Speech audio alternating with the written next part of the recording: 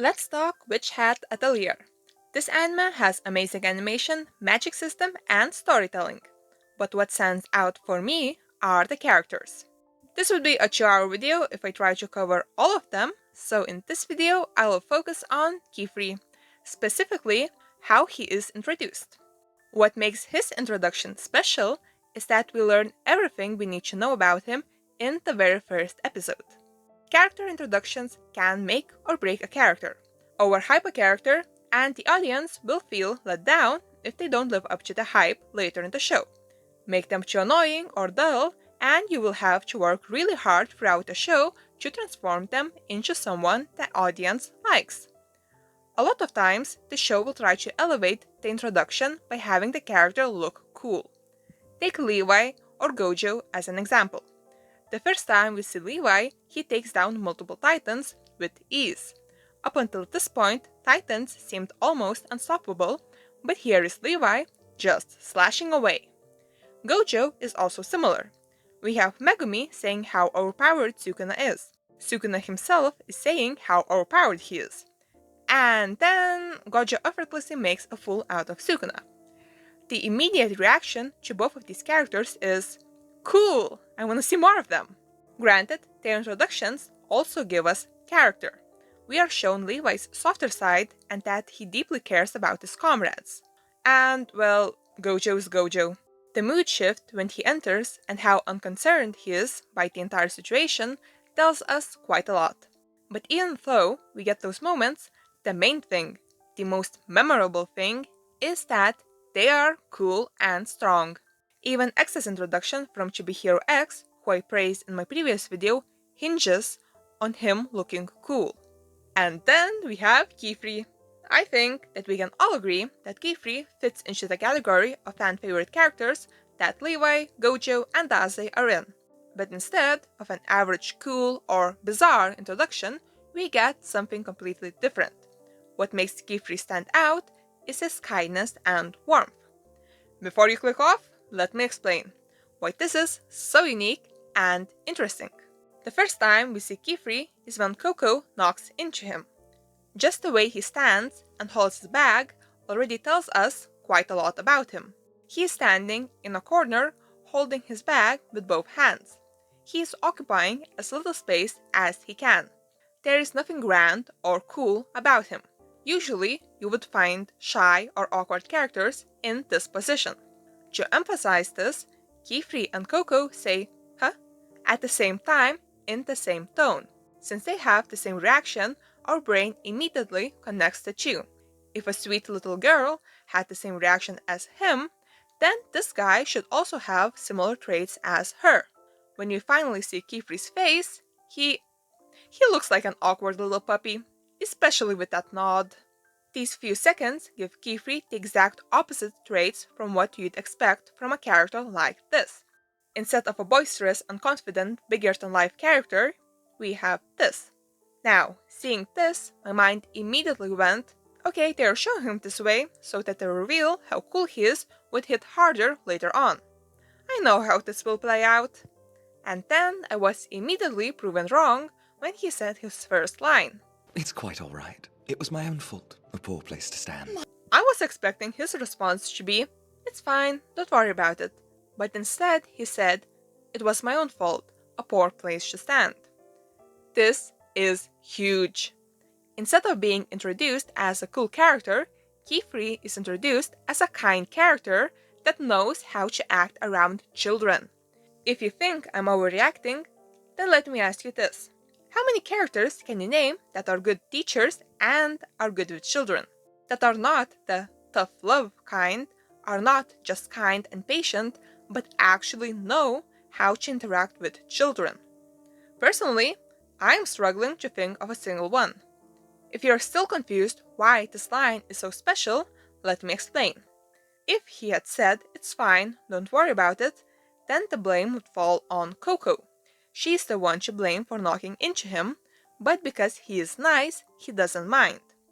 By saying, it's my own fault, a poor place to stand, Qifrey shifts that blame away from Coco. For a grown-up, this might seem small and insignificant, but for a child, this can be huge. Kefrey doesn't know anything about Coco. Maybe she is clumsy and already struggles with people getting mad at her. Maybe she has strict parents. Making such a mistake could leave a child ruminating on it and affect their self-confidence.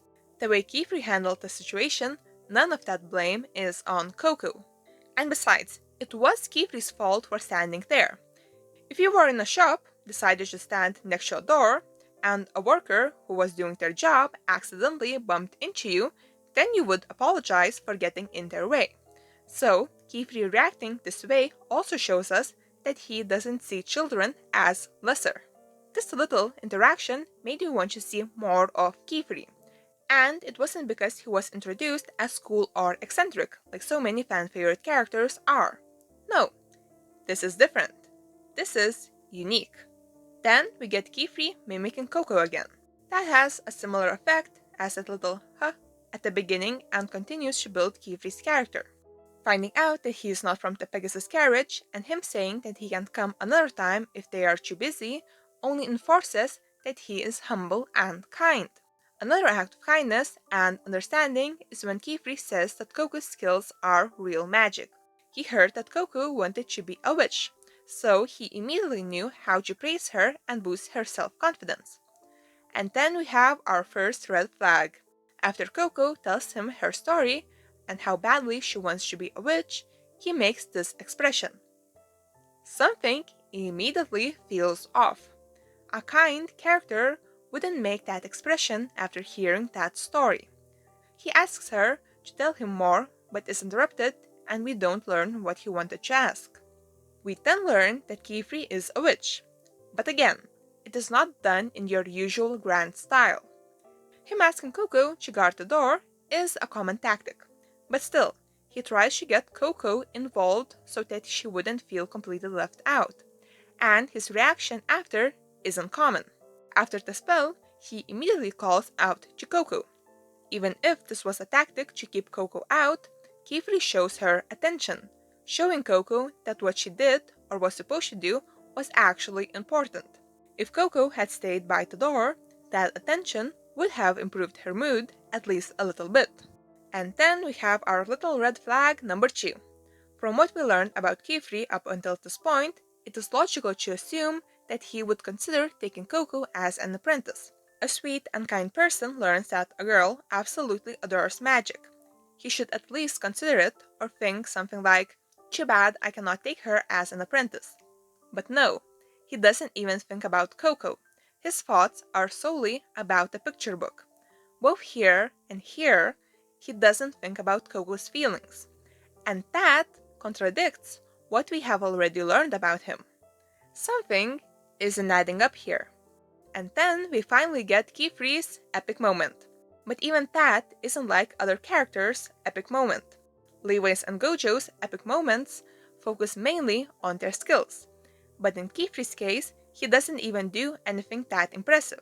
The animation is what gives the wow factor. Instead, the focus is on his emotions. And here we get our big red flag. Qifrey is completely unmoved by Coco's pleas. A little girl who just lost her mother is begging him not to erase her memories, and Qifrey is completely unmoved. This is in complete contrast to how he was presented in the previous scenes. The only thing that keeps him from erasing her memories is the picture book. He needs Coco's memories for his own selfish goals. That is the only reason he keeps them. And when he talks to Coco after, he doesn't maintain eye contact. He is looking away. That is the number one sign that a character isn't being completely honest or knows that what he is doing isn't right. So, what did we learn about Qifrey from this episode? He is a calm, caring person that knows how to interact with children. But at the same time, he is selfish and has a dark past. And that is Qifrey's character in a nutshell. Later episodes only reaffirm this character assessment. We see his goofy caring side, we see his dark selfish side. The first episode told us exactly who Qifrey is without any needless exposition. And it gave us an interesting character in a completely different way than what you'd expect from a character like this. Which Hat Atelier has amazing characters? If you would like to hear me talk about them more, please tell me in the comments below. However, I am done with this video. See you in the next one. Bye!